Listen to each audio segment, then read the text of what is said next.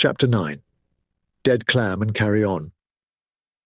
The Doctor, Romana, Professor Lou Halberd, Nathan Ivon PI, and Timmy Cowley all sat in the observation lounge of the A-36 airship of the Imperial Space Service. They had gathered there for breakfast after departing Hung Area and its triple moons, bound for Cairo.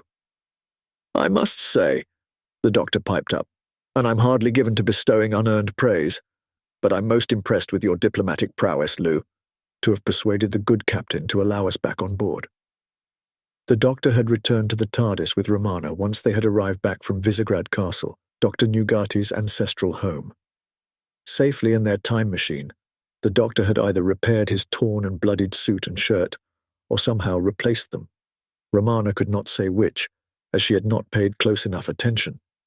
In all fairness, she had been distracted setting up the TARDIS's medical bay in order to hasten the healing of the Doctor's many bite wounds. Both Romana and the TARDIS had done their work well. There were almost no signs of the wounds now, save a little reddening of the skin in those areas, almost like new bruises. Lou smirked a little at the Doctor's assessment of her negotiating skills. "I can hardly claim diplomacy as one of my strengths," she confessed. "I think it's fairer to say I applied a sledgehammer to the walnut of Captain Povey." The Doctor raised an eyebrow. "Oh, really? How so?" Lou's smirk became a broad grin. "I did a complete end run around our dear captain and telecommed the Admiralty directly. I used the clout of Sir Arthur's name to nobble the right top brass. Once I'd fully apprised them of the dangers to the Empire we'd already seen, and in some cases dealt with, then moved on to the nebulous but no less terrifying potential future threats, they felt they had no option but to send us on our way. And once they contacted Captain Povey, he had no option either." Romana raised her eyebrows.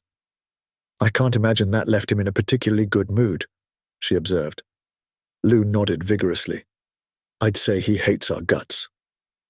Now Nathan Ivon's investigative curiosity kicked in.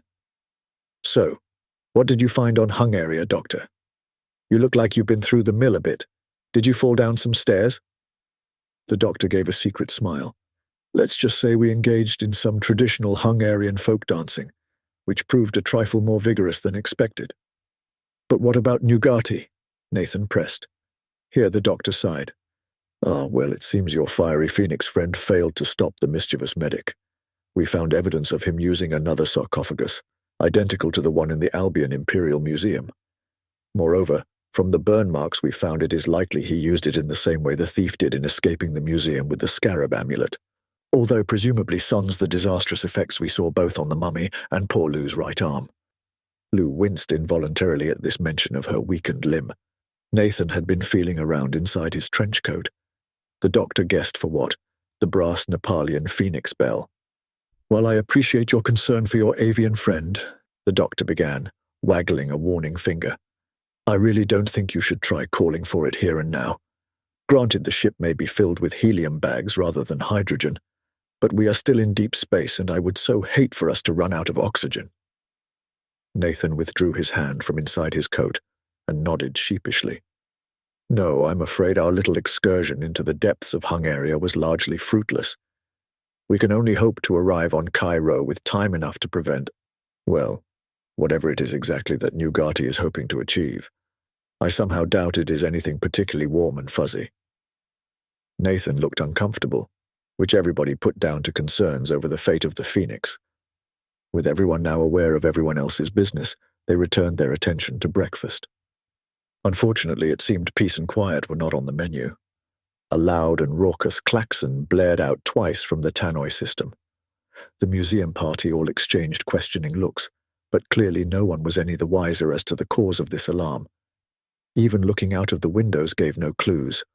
All was inky blackness, studded with stars. A smile crept across the doctor's countenance as he spotted a familiar face. Standing nearby, looking at least as confused as the Time Lords and their companions, was Sub-Lieutenant Leslies, the ship's steward. He was on his usual duty of passenger liaison. The doctor waved cheerfully to him, and he ambled over. "Oh, I say, hello. It's so terribly thrilling to see you all on board again. I'm so glad you and the captain were able to patch things up and get back to getting on very well." "Oh, yes," the doctor said, nodding vigorously. "Very well indeed. But we were wondering if you could tell us what the siren was." The question appeared to throw Philip Leslies. His smile dropped, replaced by a look of embarrassment. "Oh, I see. I mean, I know I really ought to know all these ship's signal thingies, but that one was a little unusual. I don't think we use it very often. I'm so terribly sorry I can't be more helpful." The doctor stood up and clapped him on the shoulder. He had long ago reached the conclusion that Philip Leslies was a potentially useful individual, at least to them. It was funny how the captain seemed to feel the complete opposite. "Fear not, dear sir," the doctor said reassuringly. "Why don't we just go up and ask our good friend, Captain Povey, himself? That way you can put the minds of any passengers at ease." Sub-Lieutenant Leslies beamed broadly. "Oh, I say, rather," he gushed. "That sounds like an absolutely spiffing idea." He turned and started off towards the front of the gondola. The doctor followed a step behind. As he did so, he gesticulated wildly but silently for his companions to follow. Philip Leslies quickly reached the door to the flight deck, just past the metal steps leading to the main body of the ship. He unlocked and opened the door and passed through, not bothering to close it behind him. The doctor and the others accepted the invitation and also entered. After traversing 5 yards of narrow corridor, the wider expanse of the bridge opened up before them. It was glazed in a similar fashion to the observation lounge. Only here the canted windows wrapped entirely around the front of the gondola, giving at least 180 degrees of view in the plane of the flight deck. The probable cause of the klaxon became immediately obvious to all but the most unobservant. Staring through the front window, most of the view was the expected starry blackness. Dead ahead and growing steadily larger was a gash in space itself. At this distance it looked like a blinding white vertical tear, although there was something off about that light. The edges of the gash were ragged, the tear itself being widest at its center and tapering to points at either end. "The clam of death!" This muttered cry came from 1 or 2 crew members manning the controls. The klaxon had obviously been a collision alarm. "Left hand down a bit," Sub-Lieutenant Leslies said calmly in the direction of the helmsman. Standing between Leslies and the helmsman was Captain Povey. Upon hearing the voice of the ship's steward, he spun around and glared furiously at him. "What the hell are you doing here?" he yelled. Then his eyes widened as he spotted his steward's entourage. "Why am I surprised?" he barked at the hapless officer. "Your one job is to keep the passengers happy, content, and, if we're very lucky, safe. Instead, you bring half of them onto the bridge during an emergency, and probably the most dangerous passengers at that. Congratulations, Leslies. An absolutely outstanding job." Sub-Lieutenant Leslies, missing the sarcasm, beamed proudly. The doctor stepped between him and the captain. "My good captain, I know we haven't always seen eye to eye in the past, but even you must see we can be of some service here. We are, after all, at least Romana and I, members of the Xeron Space Flight Safety Commission." As he said this, the doctor flipped open his psychic paper and flashed it at the captain.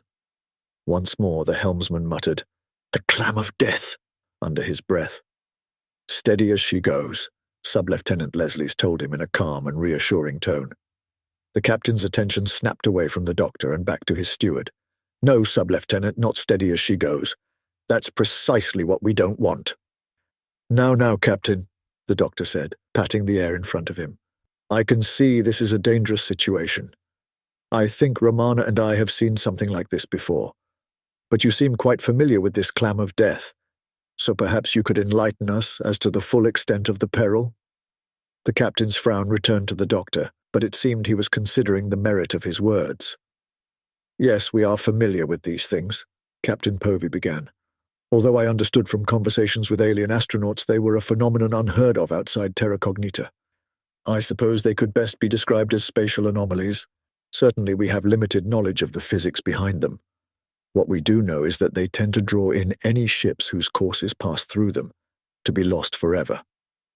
Very occasionally there is another ship close enough to see such a wrecking. Then there are the very rare occasions where a ship has just grazed one of these clams of death. But why not simply deploy the foremost cavorite panels and repel away from it gravitationally? Romana interjected. From the looks of it, it seems quite energetic. Surely it must have quite some gravitational field. The captain shook his head. By all the laws of physics, you'd have thought so, wouldn't you? Unfortunately, those things seem to defy the normal laws of our universe. The doctor frowned. Almost as if they were not of our universe at all, he noted grimly. Tell me, Captain, how were these grazing contacts with a clam achieved? And what were the results? Captain Povey looked bleak. Some of the ships were fortunate enough to have other large gravitational bodies nearby, a planet, a moon, even a large asteroid. They were able to divert their course just enough to avoid entering the anomaly completely, but unfortunately made contact with the rift, even if only for a few seconds. And the results? Romana prompted. Total insanity for the entire ship's company, the captain told her. The doctor and Romana exchanged knowing and slightly terrified glances. We know what this is. We've seen one before, the doctor informed everyone. Romana, stay here and see if you can help divert the ship, and try to dissuade people from looking out of the windows. I'll be right back. The doctor dashed from the flight deck. Romana frowned at her vanishing companion. The last she heard of him were his DM-shod feet clattering up the metal steps just outside the bridge. So, Romana said decisively, turning to Captain Povey, are there any nearby gravitational bodies we can push off from? The captain frowned at her. By now the clam of death was looming large in the window ahead of them. No longer did it look like some bright gash of light. Now it seemed to have some discernible features and qualities. Too many, in fact. It was as if every color, every texture, every sensation clamored to exist at once inside this rift in reality. Take a look for yourself, Povey suggested. We are truly in deep space. Hung area lies directly aft while Cairo is almost dead ahead. It certainly would be by the time we'd arrive. It seems we may miss our appointment. The mad vision of the tear in space-time now completely filled the view ahead. It must have been 100 times the width of the ship, while its height was 10 times its width. Don't look out of the windows, Romana cried desperately. This had the unfortunate effect of prompting most people to do the exact opposite. Steady as she goes, Captain Povey said with a hopeless chuckle. Just as the nose of the envelope was about to touch the boiling maelstrom of the rift itself, a different weird sight distracted everyone. A shimmering wave of semi-transparent light or energy swept past the side windows, seeming to emanate from behind the ship, or at least from further back on the ship itself. This undulating field narrowed and met in a point just in front of the nose of the ship, and not a moment too soon. The mysterious field appeared to dull the nightmare image inside the clam of death, but did nothing to slow the progress of the ship. The A-36 slipped through the hole in space-time and was entirely swallowed by the bulk. The insane chaos of sensory stimuli still existed beyond the windows of the bridge. Indeed, it was all that existed there. Although dulled by the strange, shimmering field, its effects were almost impossible to bear. Sub-Lieutenant Leslie's doubled over and threw up behind a chair. I said don't look out of the windows, Romana snapped, attempting to follow her own advice. A double klaxon sounded, the collision alarm. Clearly someone else had not been following her advice. The helmsman, terrified and queasy-looking, had sounded the alarm. The doctor reappeared and joined the others, looking out painfully dead ahead. It's a ship, or a space station, Captain Povey exclaimed. Outside of space and time, Romana noted. The doctor frowned, as perplexed as she. It certainly looks that way, he agreed. The question is, was it drawn in from somewhere in our universe, or indeed any other universe by accident? Or even more intriguing, was it placed here by design? Romana nodded. Well, whether by accident or design, it does seem the collision alarm was unnecessary. Something has arrested our forward momentum, and we appear to be holding fixed relative positions. I'd guess 300 or 400 yards off the bow, assuming such measures have any meaning here, she observed. The doctor nodded. At least it gives us something to look at, besides this sickening sea of chaos, he said, waggling a significant eyebrow at Romana. She, in turn, rolled her eyes. Captain Povey frowned in their pointless chit-chat. It's a damn shame we can't get aboard, he snapped. If they were here by design, they might have a means of leaving this damn place. The doctor and Romana were surprised by the captain's perspicacity. You know, you might have something there, the doctor told him. We'll be right back. With these final words, the doctor tugged Romana's arm, and they started towards the bridge exit. The doctor paused and looked back over his shoulder. Oh, and don't go anywhere, he added with a grin. The Time Lords caught an exasperated "Pah!" from the captain as they left. They mounted the stairs to the main envelope of the airship, where the helium bags for easy atmospheric travel, cargo and supplies were stored. Here, a central gangway ran the length of the ship from prow to stern. The absence of windows made it far more pleasant than the bridge. Do you think we should have told everyone to come up here? Romana asked, as the doctor led them towards the middle of the ship. Oh, I'm sure they'll think of it eventually if it's necessary, he said dismissively. They now stopped in front of the wire-framed cargo pen containing the TARDIS. The doctor graciously invited Romana to enter first, which she duly did. As they descended the stairs to the main console, a familiar voice chirped up to them. Master, mistress, is the ship out of danger? K9 had been somewhat unceremoniously connected to the central console of the TARDIS, a confused mass of wires leading from his own maintenance hatch to a missing panel in the console. K9, the doctor cried cheerfully. Good boy, you've done very well. For now the danger is past, or at least staved off for a bit. K9 whirred and flashed with satisfaction. Affirmative, Master. Romana gave a twisted, knowing smile. You used K9 and the FDSS, the four-dimensional stress set, to extend the TARDIS's own space-time manipulation field around the A36, didn't you? The doctor inclined his head. Guilty as charged, he admitted cheerfully. The TARDIS may not be able to travel in time and space right now, at least not within the bulk-infested Upsilon Orionis system. But its fields still function and can still protect the TARDIS, and by extension, the Albion vessel too. Of course, although we are no longer in the Upsilon Orionis system, the situation has hardly improved in terms of bulk disruption to the TARDIS, unfortunately. No surprise there, Romana agreed. Then she frowned as a thought struck her. And yet I feel you do intend for us to go somewhere, yes? The doctor nodded. I have an idea. Let me know what you think. Always happy to oblige there, Romana noted. The doctor chuckled. Of course. Now this old Type 40 cannot do a site-to-site space-time transport, unlike your own more modern personal TARDIS you left at home. Romana nodded. Yes, it would require a fair bit of extra kit installing for this old thing to manage that. You are thinking of boarding the space station or whatever that thing out there is? Exactly. Limited as my old girl may be, she can quite happily transport things around inside herself with ease, hat stands, showers, classic cars, etc. Romana cautiously agreed. True, but the space station is not inside the TARDIS. The doctor grinned. Not yet, he corrected confidently. Now he turned to K9. K9, can you extend the field around both the TARDIS and the A36 to include the body lying directly ahead of the Albion vessel? K9 whirred and chattered as he cogitated on the problem. Negative, Master. The power of the TARDIS, even with that of myself and the FDSS included, is insufficient to surround such a volume. The doctor stuffed his hands into his pockets. Bother. There must be a way around this to increase the power. Romana looked thoughtful. Or perhaps reduce the problem. A look of realization passed over the doctor's features. Of course, Romana. That's actually quite brilliant.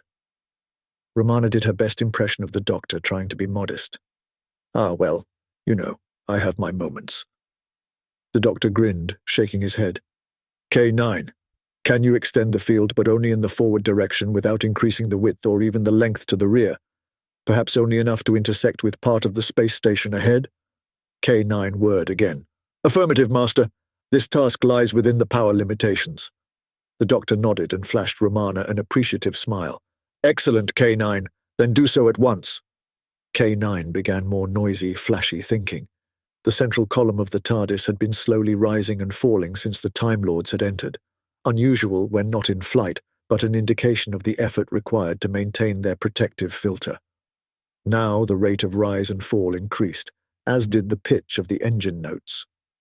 All adjustments completed, Master Mistress.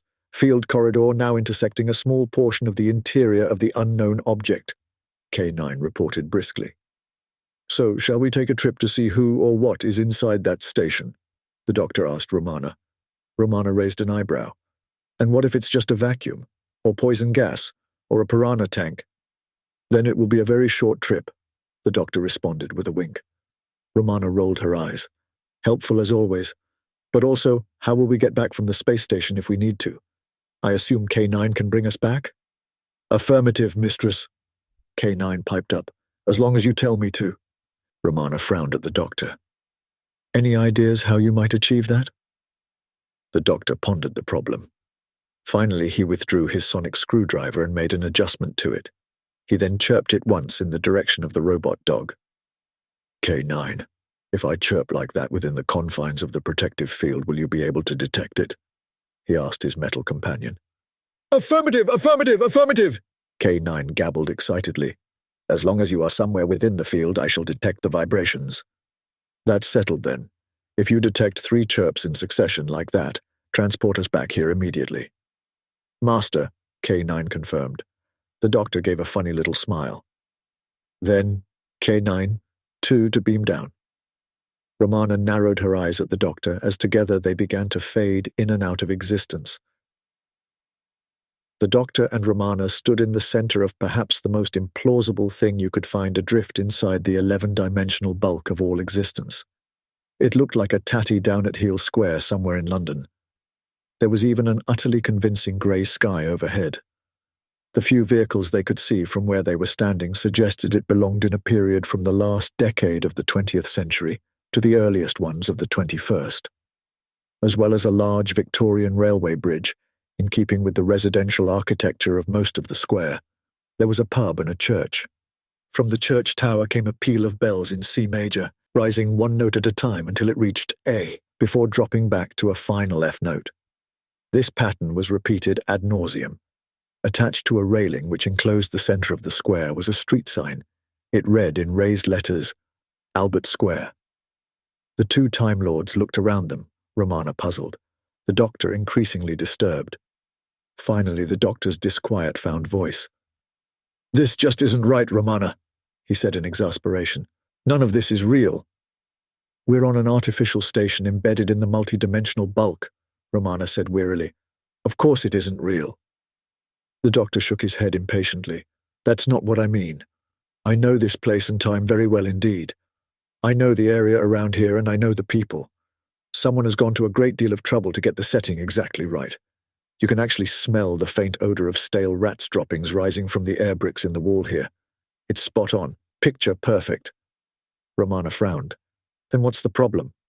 It's the people, the doctor cried. They're all wrong, they're not real. As Romana gazed about them, there did seem an awful lot of people dotted around the square.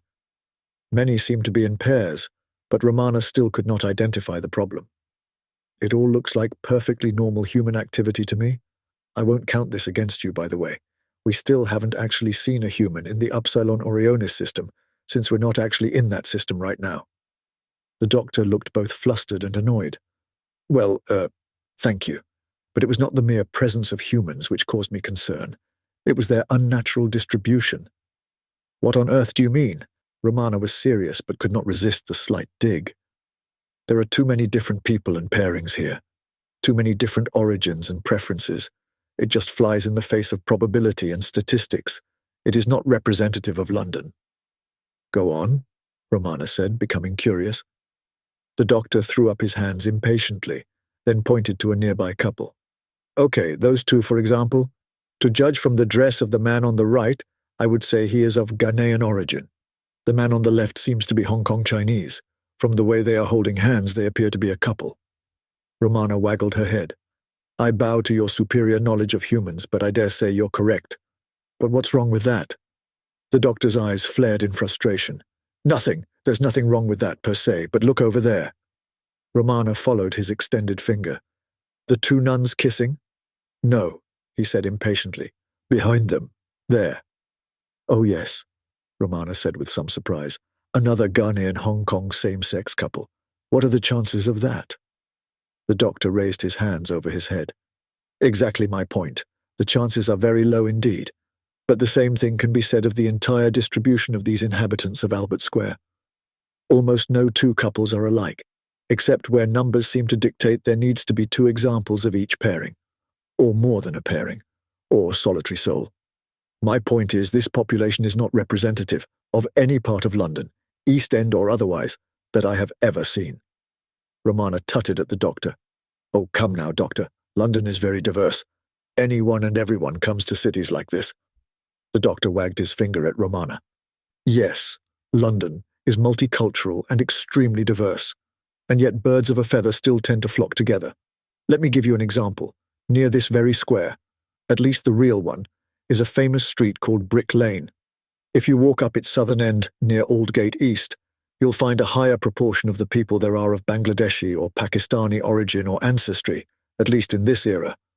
Of course, you'll find many more there besides, from a variety of different backgrounds, visiting the shops and restaurants, or just wandering in the course of their daily business, or also living and working there. But there is an undeniable skew to that population who do actually live and work in the area. Move further north on Brick Lane and you'll acquire a new bias in the population distribution. People in strange, outlandish costumes and headgear, often muttering to themselves or bobbing their heads in strange fashions, replete with abundant and carefully coiffured facial hair. Romana looked suspicious, even trepidatious of the direction of the doctor's description. And who might they be? She asked cautiously. I believe they're called hipsters, the doctor informed her. How strange. Very. My point is this Albert Square looks nothing like the real Albert Square, or indeed any other part of London. Its population looks contrived, almost manufactured. At that moment, two women walked up to the doctor and Romana, hand in hand. One had dyed blue hair, multiple piercings and tattoos, such that there was barely a square inch of skin which lacked some sort of puncture and metal accoutrement. The other woman wore a white beanie with red bobble and headband clamped over a mid-length brown bob, red and white horizontal striped long-sleeve t-shirt, blue ankle-length jeans, and the outfit was finished with a tan leather shoulder bag and walking stick. The blue-haired woman introduced herself. Hello, I am a cisgender white female without preferential biases, and this is a lesbian white female, also without preferential biases, and we are non-physically intimate or invasive life partners. It seemed as though she was expecting a response, although the doctor and Romana were equally bemused by her introduction. Romana took up the challenge. Well, I am Romana, and this is the doctor, and we are explorers. The blue-haired woman and bobble hat-wearing partner both frowned and looked utterly bemused. Their heads twitched a little as they clearly attempted to process what they had heard. Eventually, after about a minute of mute, agitated confusion, they turned and wandered off. Well, that was the queerest introduction I think I've ever heard, the doctor said, still puzzled by the whole interaction. And believe me, I've heard a few. Romana shared his befuddled expression. They did seem inordinately obsessed with bodily functions.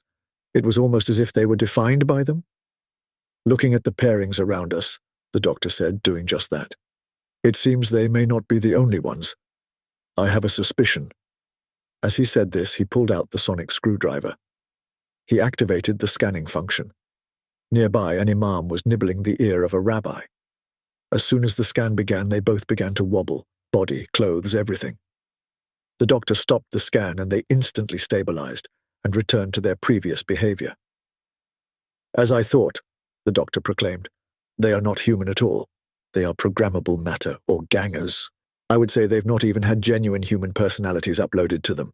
More relatively crude and simplistic characters, created through old-fashioned coding. Artificial intelligence, if you will. Romana nodded slowly. Then she began to sing. And they were plastic men and plastic cats and dogs.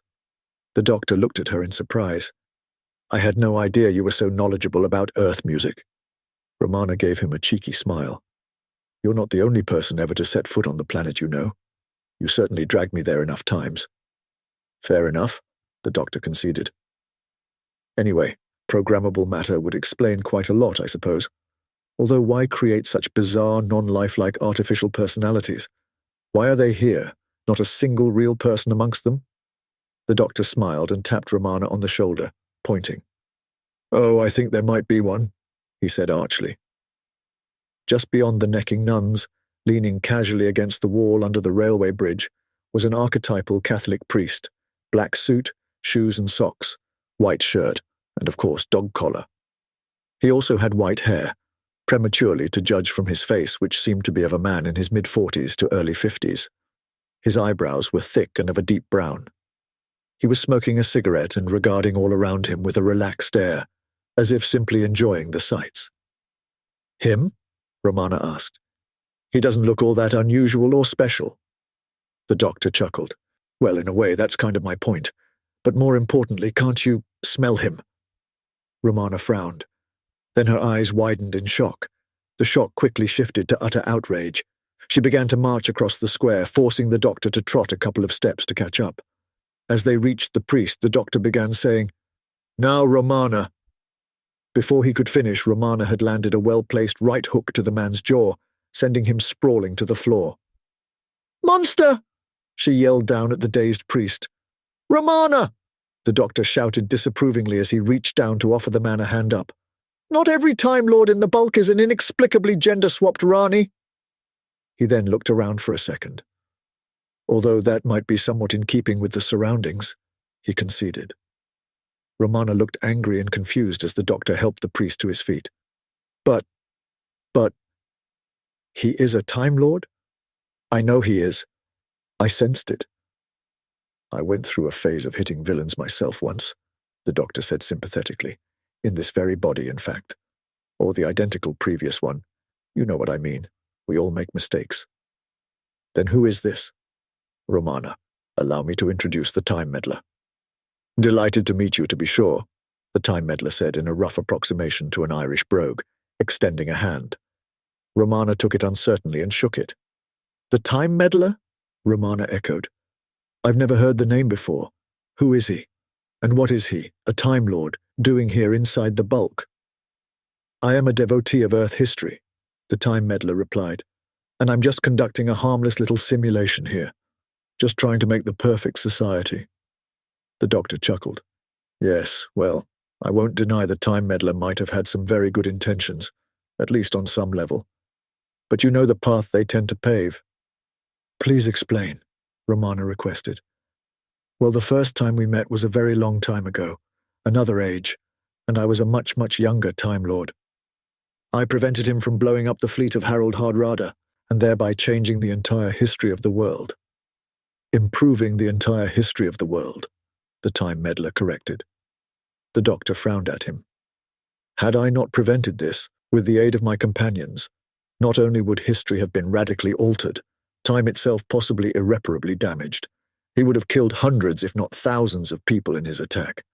Don't let his smiles and charm fool you. He is but a hair's breadth from a mass murderer. The Time Meddler tutted, shaking his head. When next we met, the doctor continued, I was still a very young Time Lord, the same regeneration in fact, and he was attempting to meddle in the history of ancient Egypt, during a Dalek attack no less. Needless to say, left unchecked, he could have caused equally deadly havoc. Romana could not help but smile a little. It's certainly unusual to find someone even more obsessed with Earth than you, she said mischievously. The doctor waved the comment aside impatiently. Now, Time Meddler, what exactly are you doing here, with your simulation and the bulk? He spread his hands wide, smiling. I'm trying to create the perfect Earth. Nothing more, nothing less. This space station is my dry run, before I drop in on the Earth proper in this period and start some social engineering for real. It will be glorious to behold. As to how I ended up in the bulk, well, I came across a system in my TARDIS riddled with space-time fractures. Luckily, I was on the very edge of the system, else I suspect my TARDIS would have failed altogether. Slowly over time, I was able to fashion a local space-time stabilizer circuit, which allowed me to travel through this choppy space-time region. Then I discovered the rifts regularly appearing to the bulk. It took many years, but eventually I was able to construct a screen, much like yours, which blocked out the worst and most maddening elements of that realm. 'Twas but a short step from that to a private, undisturbed research station in the bulk. The doctor frowned. Oh, so you know we used a similar device? The Time Meddler grinned. I saw the field from your TARDIS penetrating mine the second it occurred. My TARDIS alerted me. That was how I was able to be out here to watch you arrive. So you knew we were coming? Romana asked. Of course, my dear, the Time Meddler responded with charm. And as my guests, perhaps you would care for a cup of tea. It's fine. We only recently had breakfast, the doctor replied. Oh, go on. Just a little cup of tea, the Time Meddler insisted. The doctor waved his head more vigorously this time. Really, it's fine. We don't need tea. Oh, go on now. You must. Go on, go on, go on, go on. Yes, okay, the doctor snapped. They were led a little further along the wall under the bridge to a battered vending machine. The doctor and Romana looked at it dubiously. The Time Meddler saw their apprehension. No, don't let the looks deceive you. It makes the best cup of tea in the galaxy. My own recipe, of course, he finished with a wink. Without inserting any money, he pressed a button on the front of the device. After a second of whirring, a small plastic cup appeared in the dispenser. He handed it to the doctor. Cautiously, the doctor sipped it and grimaced. Quite remarkable, he said, his face contorted by the flavor. It tastes almost but not quite entirely unlike tea. What does it have in it? The Time Meddler looked quite taken aback by the doctor's critical assessment. What are you talking about? It's perfect. It has, in exactly matching proportions, black tea, green tea, mint, chrysanthemum, rooibos, sage, nettle, chamomile, ginger, and rosehip. The doctor frowned. It sounds more like an infusion than tea, he observed. A tinfusion, perhaps? Romana offered. The doctor nodded approvingly at her. Yes, indeed, it's remarkable, given how much nature and calculation has been heaped into it, just how artificial and unbalanced it actually tastes. The Time Meddler looked furious. You're just tasting it wrong, he yelled at the other two Time Lords. It's perfectly balanced, with every flavor equally represented. You just have to learn how to taste it right. Here his voice lowered and became more sinister.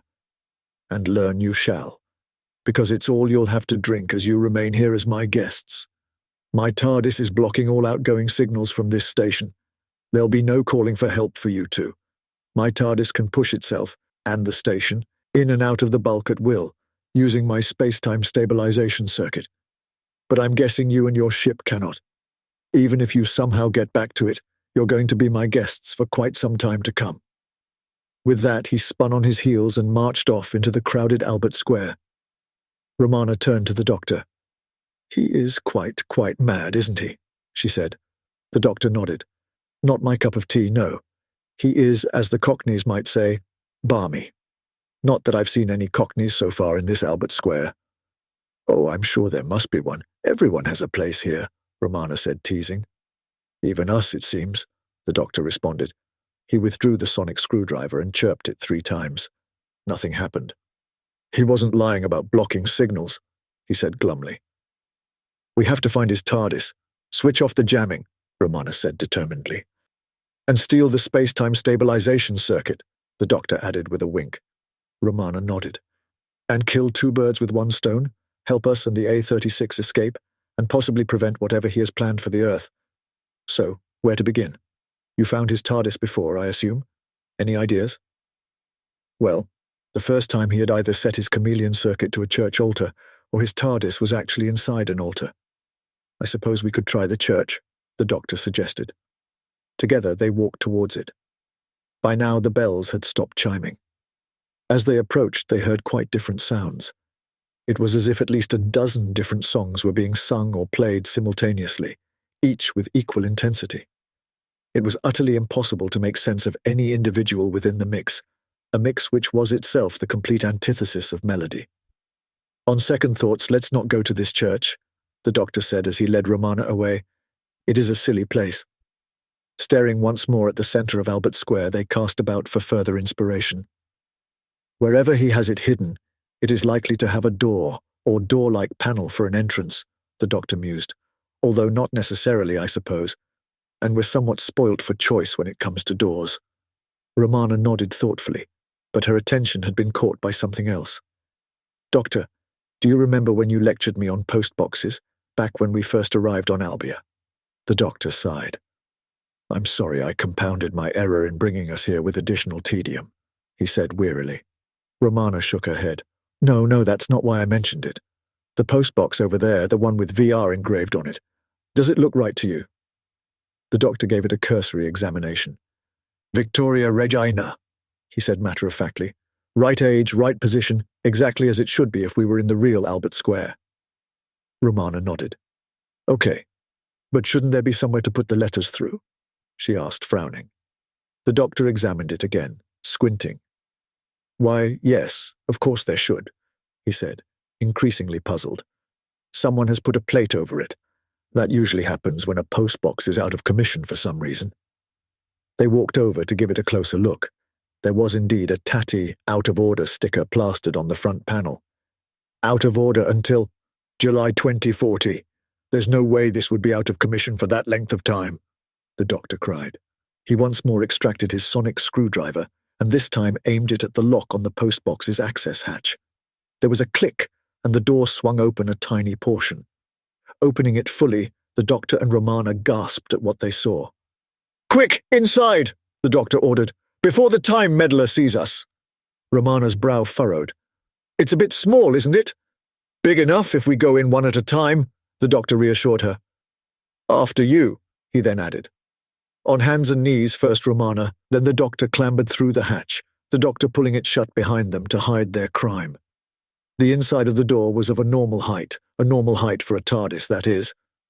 They stood in a modest-sized main console room, white walls, complete with roundels, and a functional hexagonal main control unit taking up the center of the room.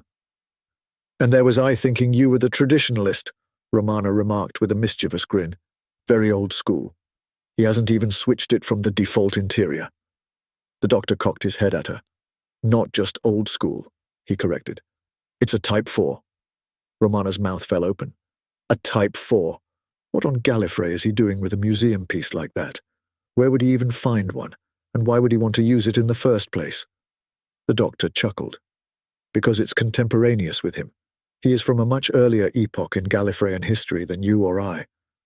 When men were real men, women were real women, and small furry creatures from Alpha Centauri were real small furry creatures from Alpha Centauri, the doctor explained, gesticulating around them grandly as he did so.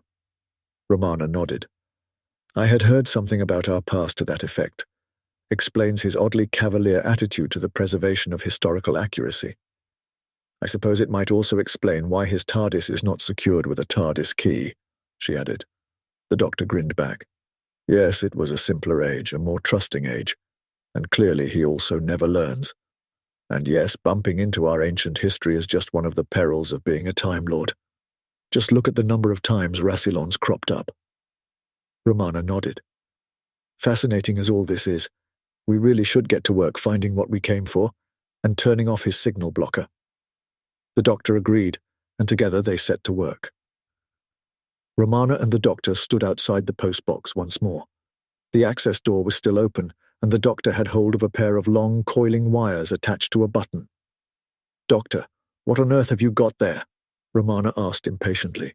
I disabled the signal jammer, and you removed and pocketed the space-time stabilization unit. Now what are you doing? The doctor grinned evilly. Oh, there was just one more circuit I wanted to remove from his TARDIS, but it has one more task to perform before I do. He pressed the button. There was a hum as something activated within, then it ceased. The doctor yanked at the wires and an object clattered to the floor inside the time machine. He reeled it in using those same wires until he had another small TARDIS circuit in his hand.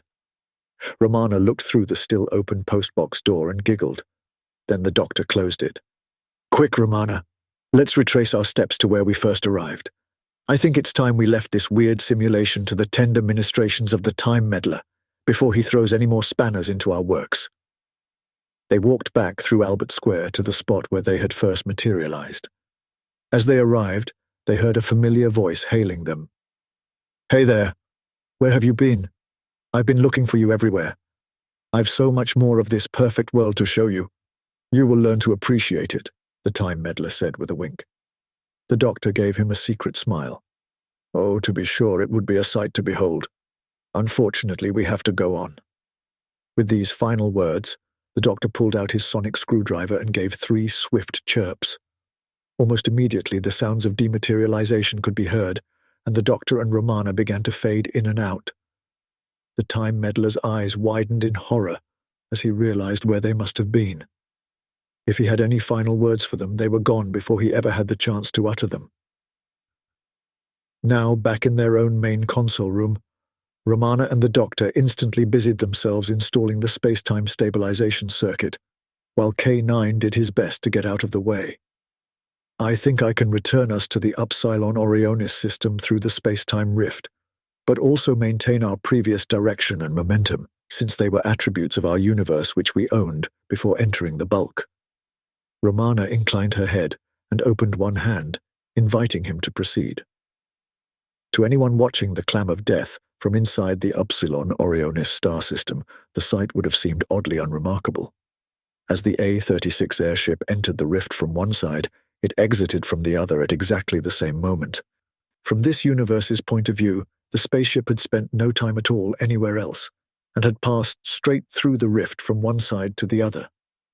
Obviously, those on board had experienced a few hours inside the bulk, but fortunately with no lasting ill effects beyond the odd upset stomach.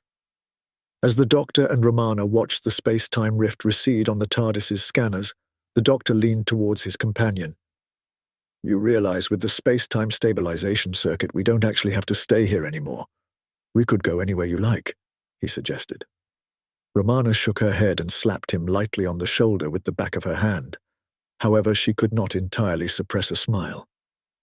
"While that's very generous of you, I rather think we should see this through. I mean, perhaps the rest of the universe might survive the complete disintegration of the Upsilon Orionis system. Then again, perhaps it might not. And even if it could survive, it seems a shame to leave our new Albion and Hungarian friends to potential oblivion. No, I think we're in this to the bitter end." The doctor nodded sagely in agreement. The A-36 continued its graceful passage onwards towards the planet of Cairo. While most of the inhabitants of Albert Square continued their merry social dance, one individual was on a mission. The time meddler dashed over to the postbox, opened the access hatch, and threw his head and shoulders inside, but went no further. Instead, he gave a wordless cry of despair. Inside the TARDIS, the interior of the door was now the same size as the exterior. Everything else was similarly truncated and foreshortened, down to just under half their original lengths and heights. Although he might just be able to worm his way inside, things would be very uncomfortable and, at best, fiddly and difficult to control. He now saw the twin voids in his previously pristine central console. One had been for his space-time stabilization circuit. The other had been for the ship's internal dimensional adjustment mechanism. Clearly neither his TARDIS or the space station would be leaving the bulk any time soon. "Oh no, not again," the time meddler said despondently. His chin fell onto the palm of his right hand, his right elbow upon the floor of his hobbled time machine. All he could do was stare around in despair at the center of his brand-new prison.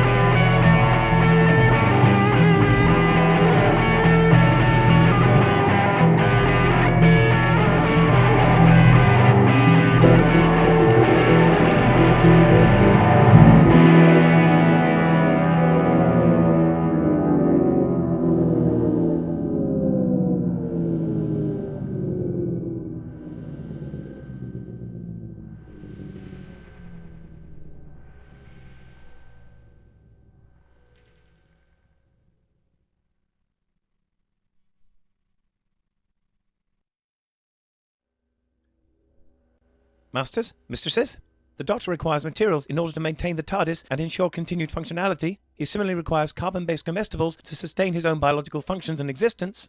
Master would never say this, but he requires aid beyond that supplied by this unit in order to acquire these.